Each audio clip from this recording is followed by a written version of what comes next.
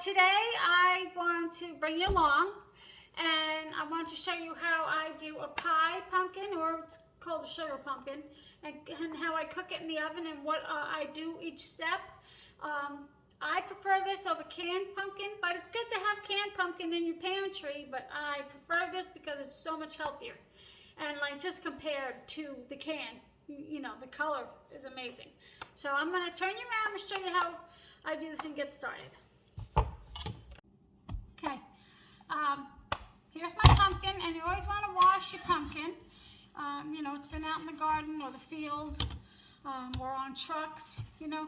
I preheated my oven to 350. You could do 375, but I like to do 350. And I don't do anything to this. I don't add, you know, any salt, pepper, or, well, definitely not pepper, but any salt or oil like I do when I put my spaghetti squash. I just leave it. I just put it cut side down. This is the tricky part for me. I always try and get the stem off first. There we go. And then, because this is a flat surface right here, I turn it so it's a little bit more steady than on, you know, going like this.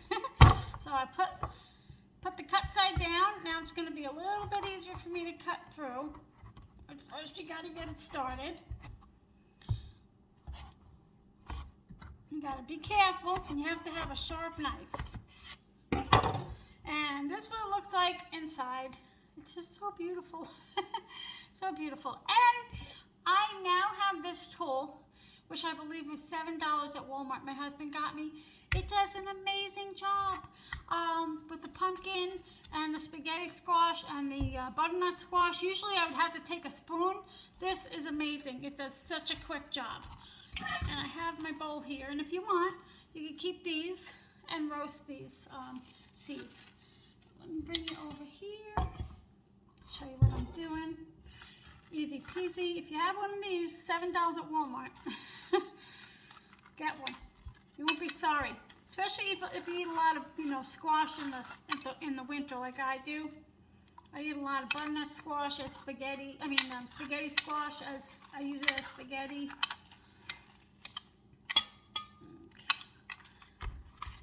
It's just so easy. So quick and easy with this tool. I'm so glad that he got this for me. This is like such a cheap tool, but so invaluable. And then I don't mind all these stringy things, because I'm just going to puree it anyway with a very little bit of water. And sometimes you don't need the water, but sometimes I like to put it in so it's a little bit smoother. And then you could do it cut side up, but I do it cut side down. And that's it. It's in my tray there. And then I'm just going to get the insides out of this one, and I'll be right back. Okay, here's my second one. And like I said, I don't mind the stringy parts, but you might, and you could also take that out. And you could do more than one pumpkin. I've done 3 at a time, but today I'm just gonna, it's a little late in the day, so, excuse me, so I'm just gonna do one pumpkin. And this is gonna roast in your oven anywhere from 35 to 50 minutes. It depends on your oven. So I'm gonna put mine in for 35.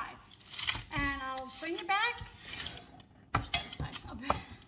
bring you back when it's all cooked.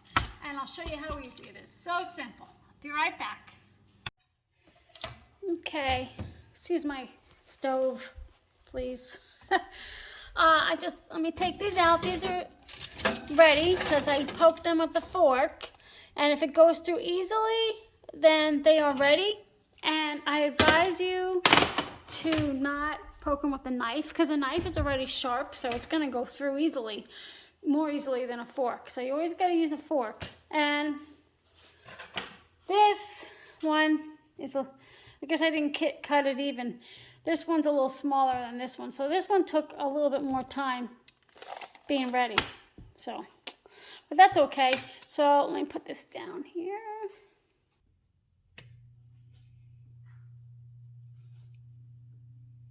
Oh, okay. Wasn't sure if you were on there. I'm just going to flip this over so it cools a little quicker. this is going to be able to come off easily. You could use a fork, or I might give this, you know, neutral a try. I'm not sure.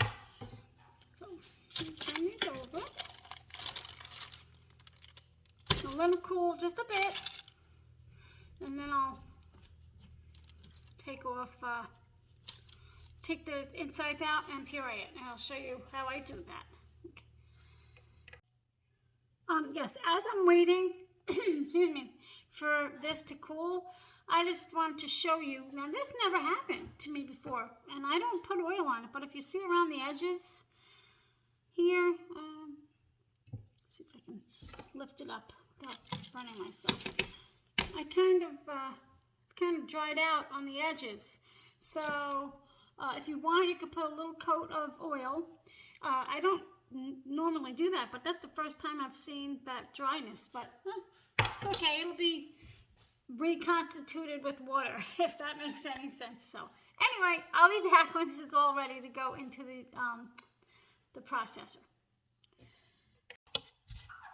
Okay, so this is cool a little bit, and I gave it a try with that little handy tool, but a fork actually works better. So it's still a little bit hot. That's why I'm just doing one side right now. I hear you, Sonny. I hear ya. Just see if I can grab it. And it might be, you know, a little bit of work, a little bit of mess, but it sure is worth it, because the color is much nicer. And you know, you could buy canned pumpkin, you know, with just 100% pumpkin, but the color, I just can't get over the color most of the time. So I like to stock up in pumpkin pie pumpkins or sugar pumpkins during the fall, and then I just have it, and then I have it all winter. But I also like to have canned because I'm not a prepper, but I like to be prepared. So I have here, let me see, my little mini chopper. I didn't want to get my big one out for just one pumpkin, because I'm going to be making dinner in a bit. And so I'm going to try it without water first and see if it works. But most of the time it needs a teeny bit of water just to mix and constitute together. Is that a word? It's reconstitute, that's what it is. Okay, let's try this one. One more. I won't bore you before showing you the other one. I just want to show you how easily you can do it.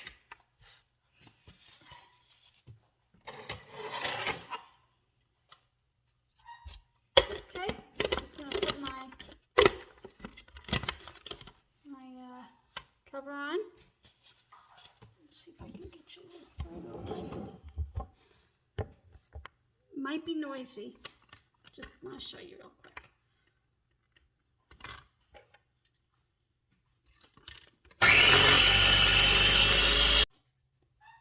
Okay. You know, it's okay, but I think I'm going to put, because it's kind of thick, I think I'm going to put a little bit of water, just a teeny bit. Okay. Just a little. See how it does.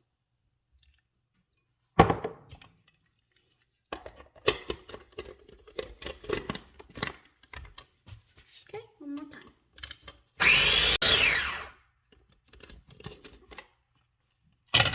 Oh, sorry.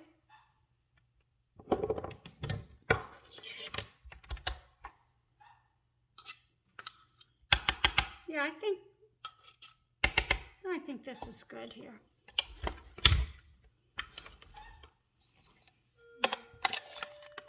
Yeah, that should be good.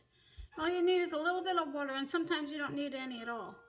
But I don't know if you can get this on camera, but compared to the canned, it's just such a pretty vibrant color. I don't know how the canned gets so dark, but I'm not knocking the can. I use the can all the time when I don't have any leftover pureed pie pumpkin. But anyway, so I'm going to transfer this to my dish. here, and this actually might be too big now that I'm looking at it, because I thought I was going to have a little bit more than I do. Let me get my little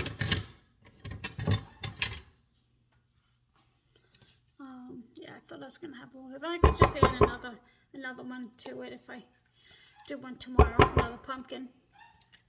And I like these Snapware bowls. I just got them, but they don't clean up well. Like in the dishwasher, there's spots all over them, where my other glass doesn't have spots in the same load, you know. But it's okay. They work. I like them. I just needed a new set, so. And I'm gonna do the other side. That was just one side, but and now I'm gonna put this in my fridge, and I'll probably make some kind of pumpkin dessert this week. And you have it, and you can put it in the freezer. I usually put it in a ball jar, but you can put this in the freezer too. But you have it for the rest of the season. And I use this when I make my pumpkin pies for Thanksgiving, my muffins, pancakes, cookies. I make these really good cookies that have like a cream cheese frosting on top. Oh my God, they're so good. But you know, pumpkin is so good to me. I love anything pumpkin. But anyway, I just want to tell you how easy it is, and I just want to say thank you for spending time with me. If you like this video, please give it a thumbs up and a like. And if you would consider subscribing, that would help me out tremendously. See you soon. Bye.